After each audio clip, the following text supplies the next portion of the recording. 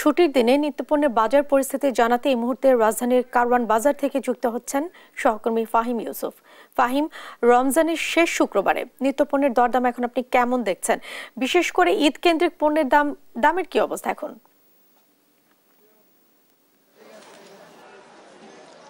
আসন্ন ঈদ উল ফিতর কিন্তু আমাদের আর বেশি দূরে নয়, আর মাত্র 3 থেকে 4 দিন রয়েছে। তো ঈদকে ঘিরে কিন্তু রাজধানীর যে কাঁচা বাজারগুলো রয়েছে সেখানে একটা জমজমাট অবস্থা। এখানে আমাদের দেখতে পাচ্ছি অনেকটা যেসব ক্রেতা বিক্রেতা আছে সেখানে তারা একটু ব্যস্ত সময় পার করছেন। এখন আমি যদি একটু দেখাতে চাই যে কাঁচা বাজারের যে অবস্থা এখন দেখতে পাচ্ছেন রাজধানীর, আমরা এখন কারওয়ান বাজারে আছি। কারওয়ান বাজারে সকাল থেকে আমরা ঘুরে যেটি দেখতে পেয়েছি যে শসা বিক্রি হচ্ছে এখানে 70 থেকে 80 টাকায়, যেটা সাধারণ সময়ের তুলনায় অনেকটা বেশি বলা যায়। রমজানের শুরুর দিকে শসা নিয়ে অনেকটা মানুষের মধ্যে একটা মিশ্র প্রতিক্রিয়া ছিল। এই শসা কিন্তু একবার বাড়ার পরে কিছুটা কমলেও এখন আবার দাম কিন্তু বৃদ্ধির দিকে রয়েছে, এবং বিক্রেতারা যেটি আমাদেরকে জানিয়েছেন যে শসার দাম সামনে ঈদকে কেন্দ্র করে আরো বাড়ার সম্ভাবনা রয়েছে। অন্যদিকে লেবুর দামও কিন্তু অনেকটা বৃদ্ধি পেয়েছে, দেখতে পেয়েছি যে 50 থেকে 60 টাকা হালিতে লেবু বিক্রি হচ্ছে।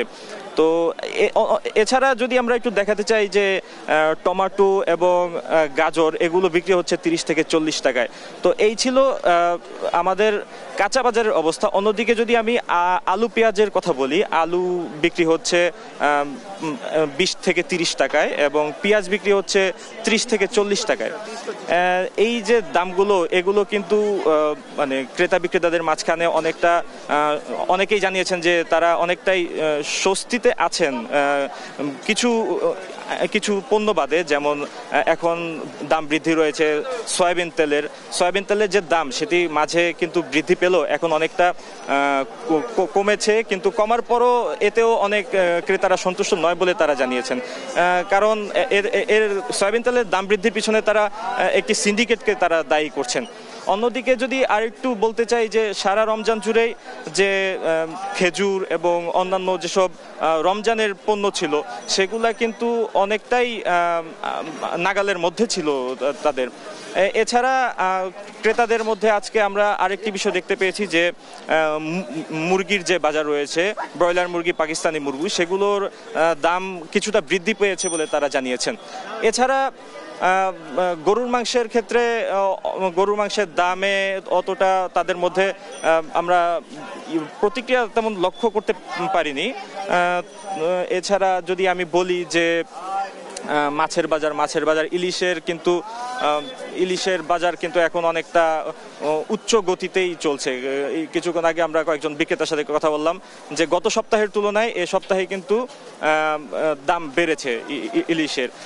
এছাড়া অন্যান্য মাছের বাজারেও কিন্তু একই অবস্থা, যে মাছের দাম কিছুটা বাড়া কমার মধ্যেই রয়েছে, কিন্তু ঈদ যেহেতু একটি আনন্দের মুহূর্ত, এই সময় মানুষ অনেকটা ভালো মন্দ যেসব খাবার রয়েছে সেগুলো দিকে ছুটে, তো এই ক্ষেত্রে ইলিশের দামটাও বৃদ্ধি পেয়েছে।